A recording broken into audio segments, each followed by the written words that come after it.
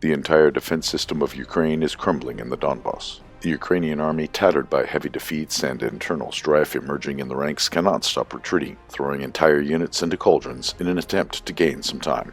The Kyiv regime puts its political aspirations over military needs and strategic logic. While losing his own country, Zelensky highlights that the Russian Kursk region remains one of the priority directions. Looking for political benefits in battles on Russian territory, Kyiv risks to lose much more.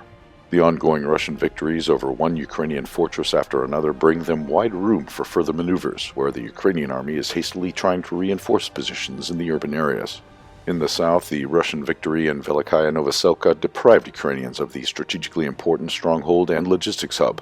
While securing its positions in Velikaya Novoselka and repelling Ukrainians from the settlements near Constantinople, the Russian army has already increased pressure on the weakened Ukrainian positions on the front up to Pokrovsk. Russian forces took control of Nadezhdika and launched an assault on Skrybnoe. Advancing to the west, the Russian military threatens Ukrainian defense in Constantinople and Pokrovsk with additional pressure from the flanks. Pokrovsk is already surrounded from several directions. Southwest of the city, Russians are rapidly expanding their bridgehead, advancing in different directions along the dominant heights from their stronghold near Katalina.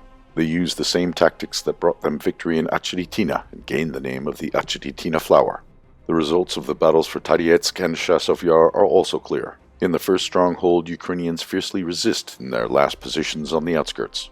In the latter, the Ukrainian garrison is still fighting in the center and holds control of the southern district, but the pincer grip around it is still tightening. With heavy battles, the Russian army is approaching another Ukrainian fortress, the town of Konstantinovka, from the north, east, and south.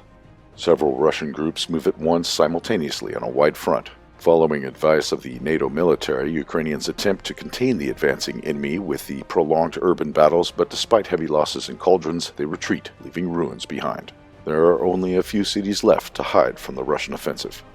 Destroying one Ukrainian stronghold after another, the Russian army is approaching the Dnipropetrovsk region. The further Russian offensive will threaten Ukrainian communications between the rear and the entire Donbass front.